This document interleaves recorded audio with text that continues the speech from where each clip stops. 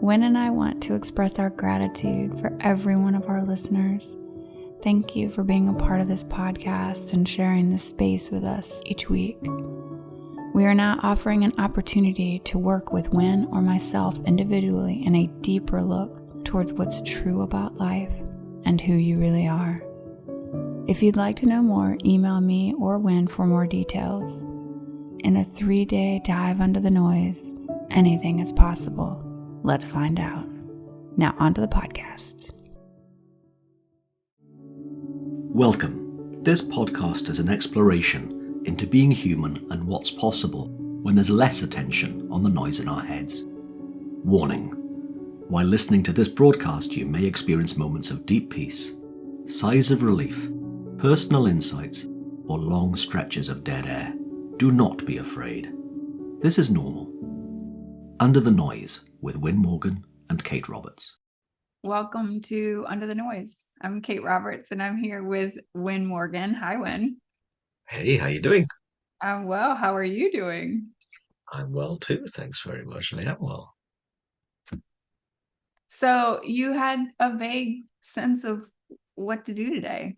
You didn't really have a topic, so I'm going with vague sense of what to do. Well, that's the topic, not having a topic. Because we were kind of like scratching around thinking earlier on, and you had an idea that was just forming. And I normally just let you kind of like think of that. And then I had this idea about what if we just recorded without anything specifically that we thought of in advance. So here we are. With nothing. Here we are with nothing.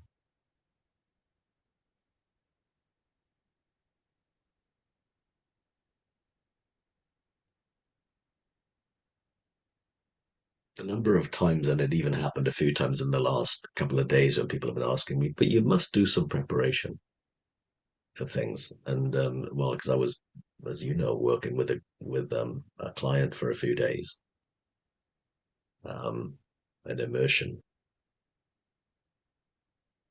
And people were asking me, how do you prepare for that? And well, my preparation is I don't have anything else to do during that time, so I can just focus and not have distractions. And I might make myself a tea or a coffee. That's my preparation. And, of course, you make sure that I can switch on the tech in time, right? The computer, the lights, etc. So, but that's it. That's the preparation. Just show up. And some people doubt it, and I'm pretty sure I did too. I doubted it that sometimes all it takes in a conversation is to just show up. I don't think a coaching conversation is any different from that.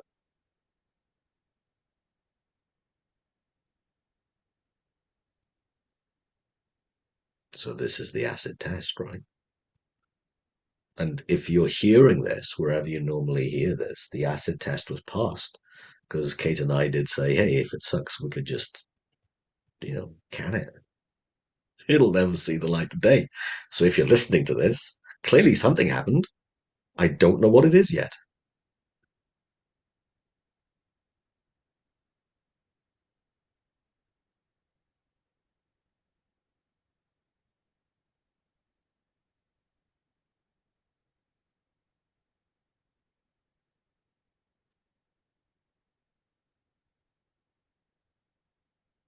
So I've been listening to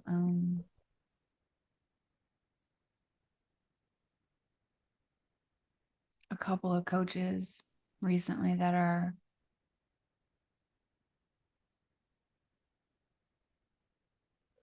sound very solid.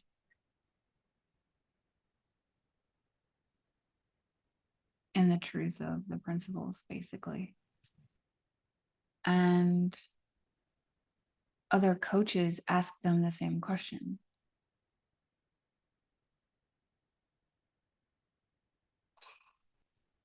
And usually their response sounds a lot like, well,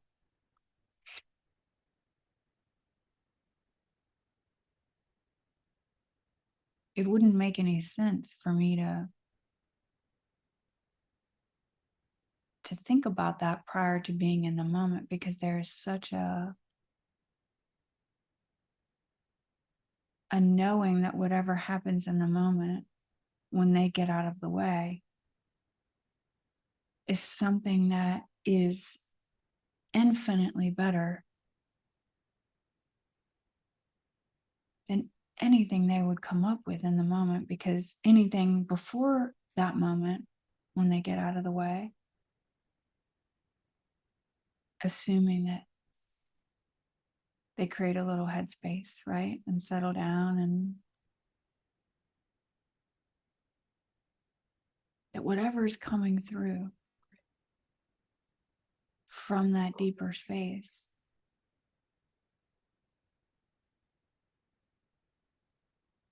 there's nothing that compares to that we can come up with in our intellect, either before or during that moment, that real time moment with the person in front of us. Like, it doesn't make sense to them. And if anything, it makes less sense, because now you're just stirring the pot that needs to settle for that deeper space to come through, to be felt.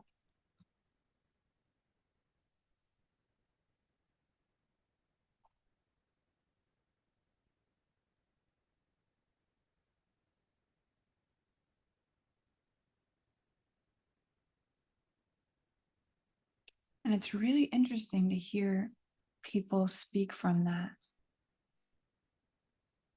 knowing,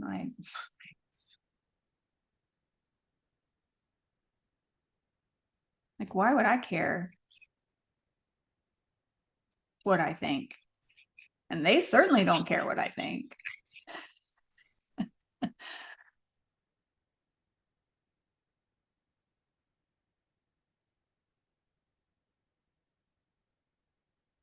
And there's such a lack of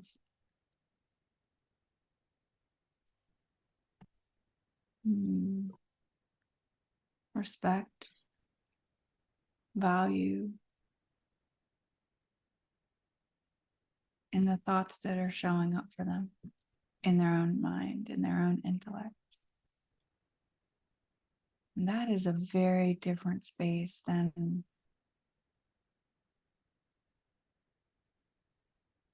in my opinion, than most things, most conversations, most interactions in any profession, in any situation.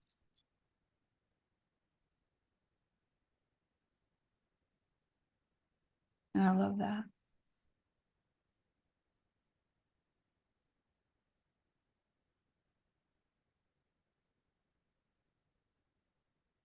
Like, I'm very used to showing up in this space with you, where you and I chat for a second, oh, okay, and we move forward.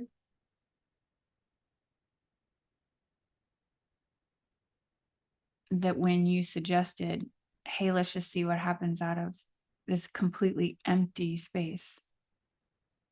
Yeah, I was like, cool, let's do it. And I hit record.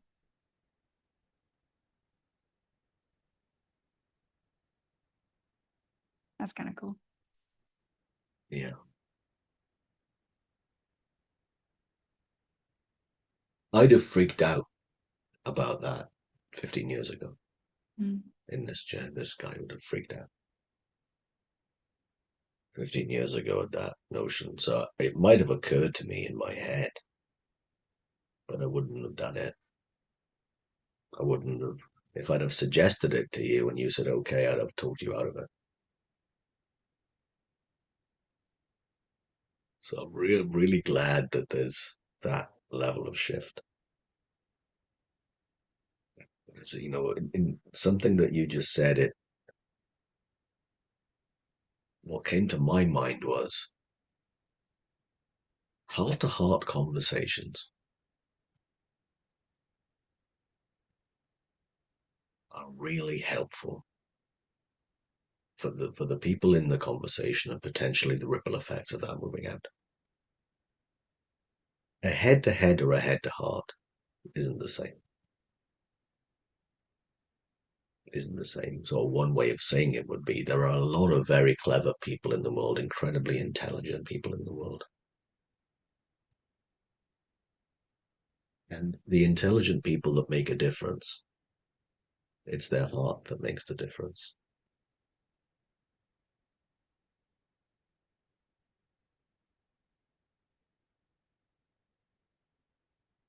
It's their wisdom, not their IQ.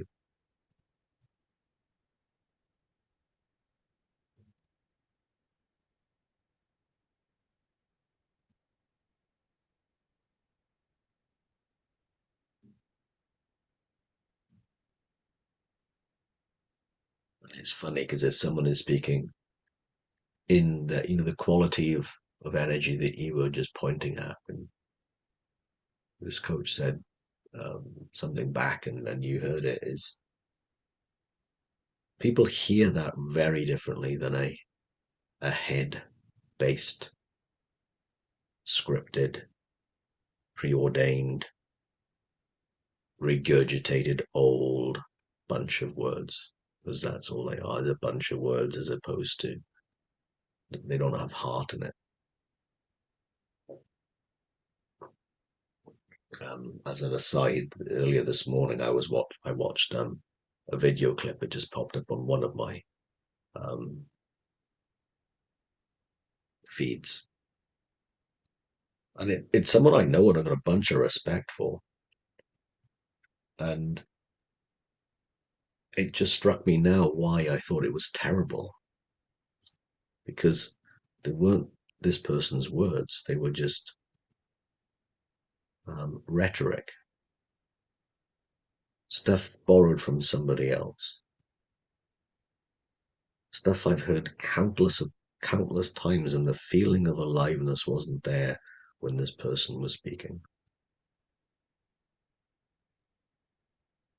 Now, of course, okay, that could be me. Of course, it could be. But there was just something I didn't think myself into seeing that. Suddenly now occurred to me what there was something kind of off about it. It was difficult to connect and listen because this person was the aliveness wasn't there. The heartfelt wasn't there in what this person was sharing.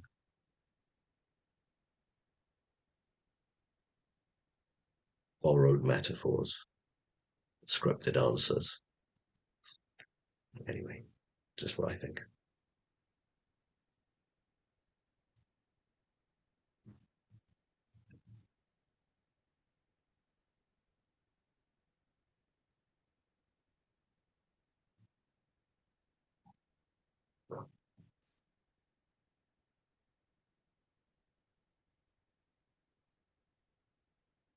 You know, what you said just made me realize that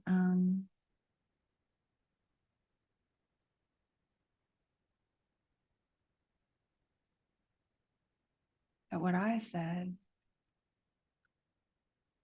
all of that is stuff that I've heard that is from someone else as well.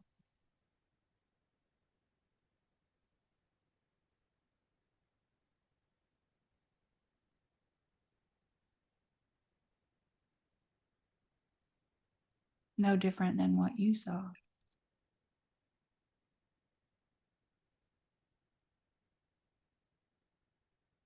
But it feels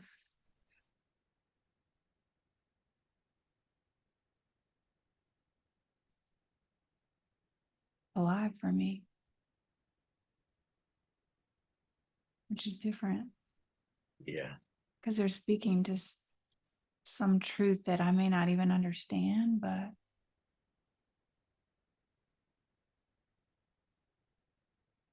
since it's true.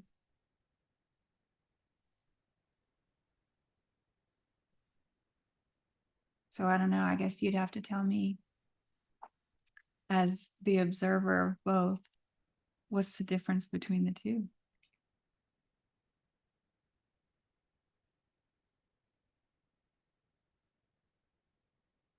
Well, My first answer and my second answer were the same, which was the feeling, but I'm going to think to see if there's something fresh because that was too quick. So Mm. I'm going to see if there's something else. Give me a sec.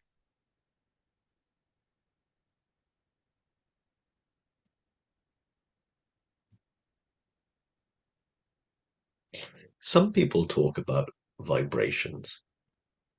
This person's got a high frequency vibration and lovely to be around, and that's infectious. And then these other people, sometimes the same person can be in a different vibration, and that's kind of like not attractive and all this kind of stuff. And I don't know because I've not studied that um, way of seeing and understanding, but I think it's the same. So why am I saying that? Resonance. Resonance, I think, is the word that comes to mind. Now I've reflected on it a little bit. And I remember in physics in school, that resonance is the natural vibration of an entity, of a piece of matter, whatever that entity is. And I remember um, something about being on a bus. So I'd go on the bus a lot, right? Old buses back in the 70s and early 80s, where I'd go to school on the bus, and also bus that would take me to football games and rugby games, and with my classmates and the school kids and stuff. And buses, well, I remember there's one bus in my mind now that when it was going really slow, the whole thing just shook. And I think it was like a day or two later, the physics teacher said we were having a class about resonance, the natural vibration of something, and how much it recognizes itself is one way of saying it.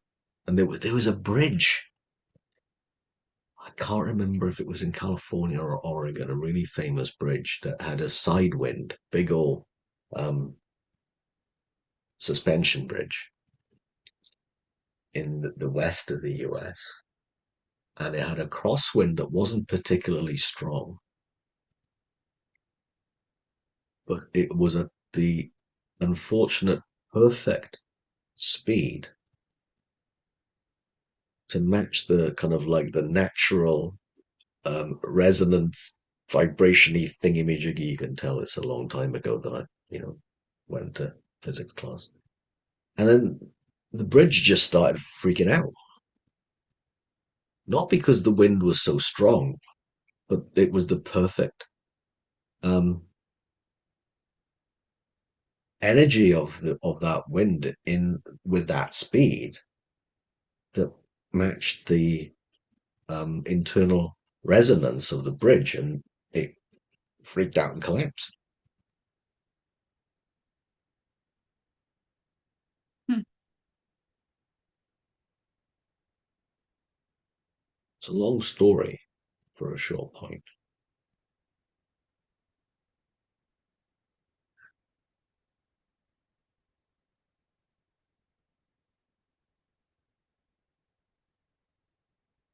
So I think that was an illustration going back to something that you asked. How would me as the observer or the listener know? It's the resonance, it's the vibration, which is another way of saying feeling, but a slightly different way. And it feels deeper than me than just, head feeling. It's a deeper resonance. And we've talked, I'm pretty sure, in a previous episode about how truth resonates. And heartfelt to me, what I'm seeing now has the same quality.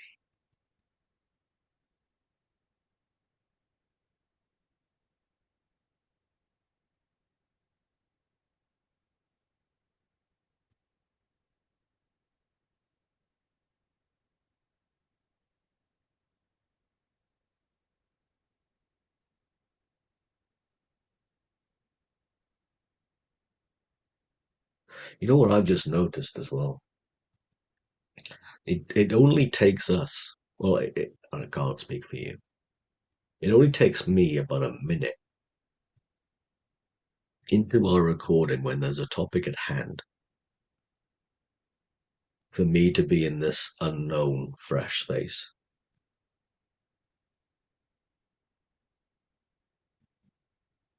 When, so let's say we talk about, uh, I'm writing an article on feedback at the moment. So let's say you and I decided to have a conversation about feedback as a podcast. It wouldn't take me long to go out of what I think I already know into the fresh. But I hadn't realized that until now. I hadn't realized that the conversation that you and I are having right now about, freshness and nothing at all, nothing preordained and nothing scripted, we go there, you and I, all the time.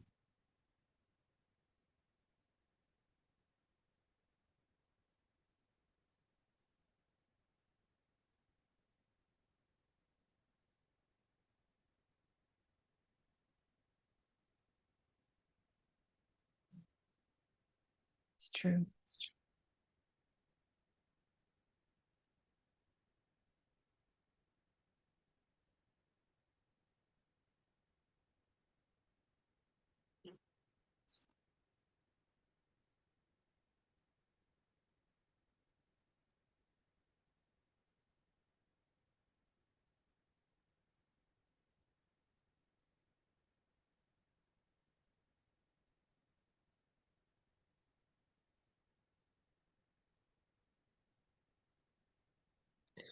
There's a part of me that has just remembered I knew something about this a long time ago, but didn't know that I know. I didn't know that I knew. And I remember way back, I'm going back now, not far off 30 years ago, where I'd be in a sales meeting where I was the salesperson and seeing the customer. And the first time I'd ever see a new customer, I had no agenda other than to get to know them.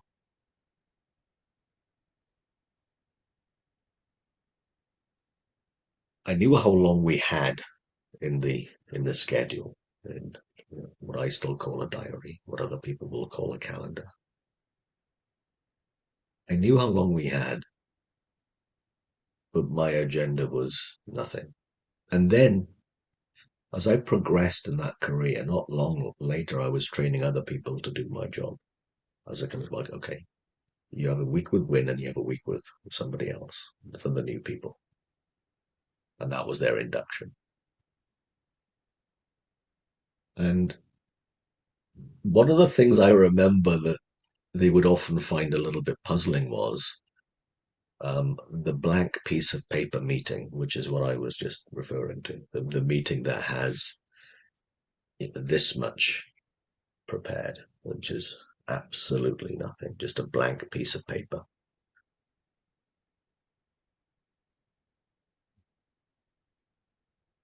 And how awesome that is for both parties. The number of times I remember um, customers saying, no one asks me these kind of questions. No one's this interested in me. Everyone comes here trying to push their stuff on me. Here's the latest promotion. Here's the latest product of, XYZ. And very few people. I remember one guy, because I invited him into a conference. One guy said, no supplier has ever done that. And he'd been around the block a few times, right? This guy was, then I think in his mid 40s, and I was, I don't know, 25 maybe.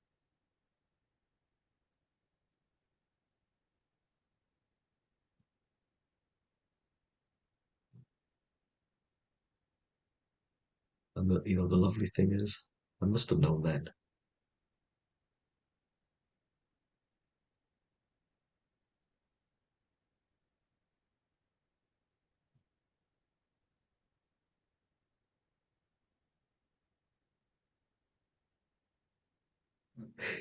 Something else has just cropped up in my head. Easily, that could then be seen in the way that I just made it for other people, that would be the prescription. The prescription of what to do is to have a blank piece of paper meeting. Well, sometimes it might not be. Sometimes there'd be some notes that need to be on that. Sometimes there would be something to talk about that, it would be helpful for me to write it down in case I forget when it's time to actually have that conversation. So this is not you know, the anti making notes or the anti preparation thing, but the real time feeling of being now and speaking from the heart.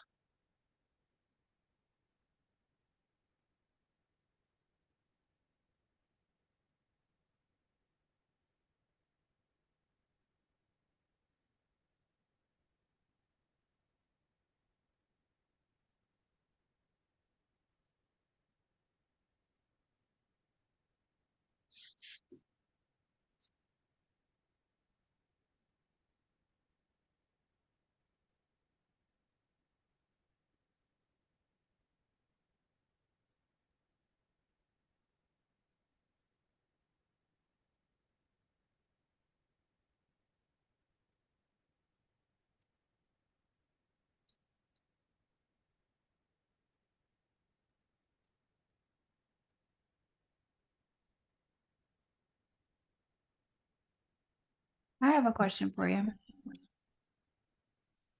Have you ever been with a client for a session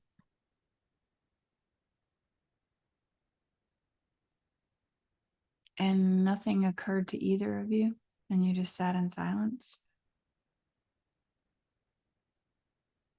And somehow that was exactly what was needed?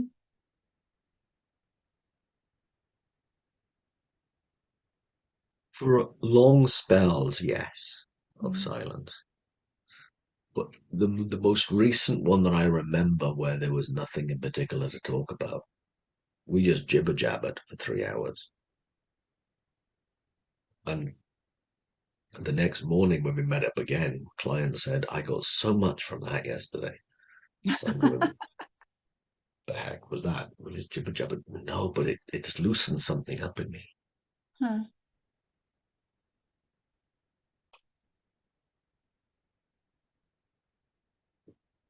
And for when you asked, I don't remember an entire session of silence, but I remember it lasting, 10 minutes plus.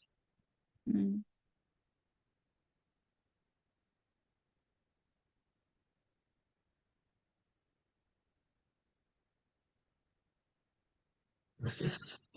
I remember somebody saying thank you at the end of that silence.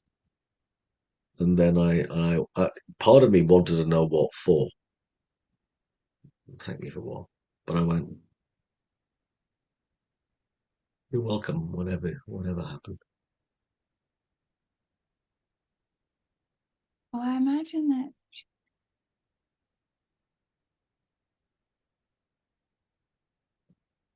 that could be a gift to be in that space where people don't have to say anything and they don't have to force a conversation, or they can just share a space with somebody and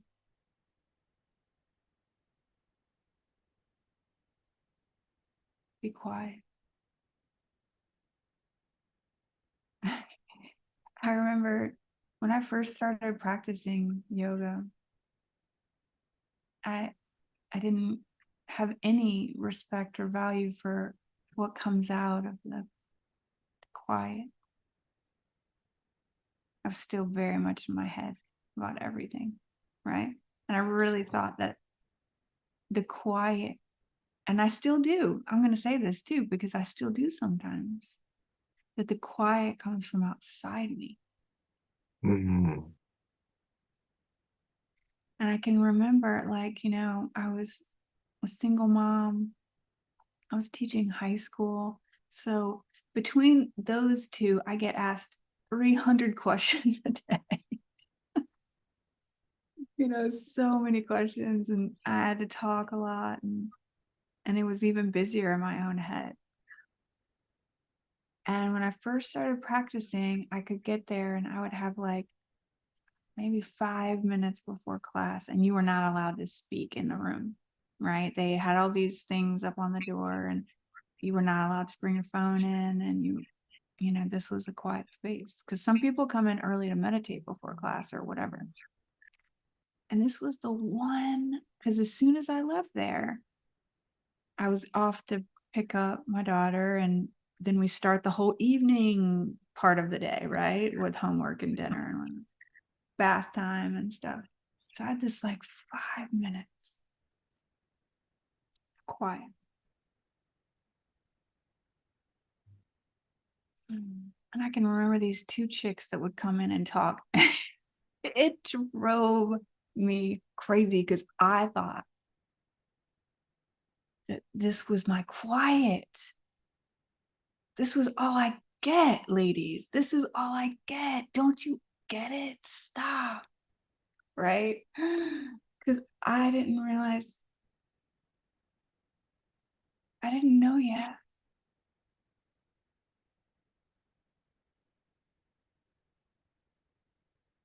that that's not where my quiet goes.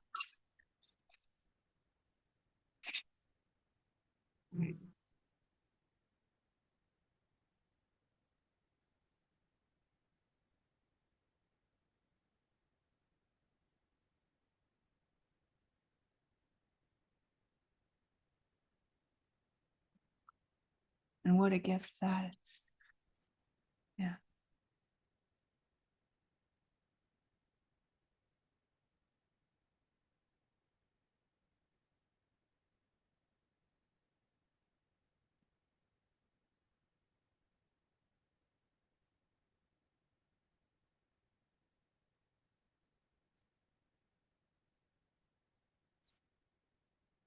Thanks, Wyn. Thank you. You've been listening to Under the Noise, a conversation about nothing that ended up being a conversation about something. Thank you to my wonderful co-host Kate Roberts. I'm Wyn Morgan, and if you have any reflections or questions or a topic that you'd love us to discuss in future topics, or that you'd love us to talk more about nothing, let us know. Our details are wherever you found today's podcast, and we'll speak to you again next week. Take care. Thanks for joining us. We'd love for you to subscribe, rate, and review. If you have a topic or question that you'd like us to chat about, email Wyn or Kate at wyn@winning.co.uk and Kate at katerobertscoaching.com. Until then, enjoy what's possible under the noise.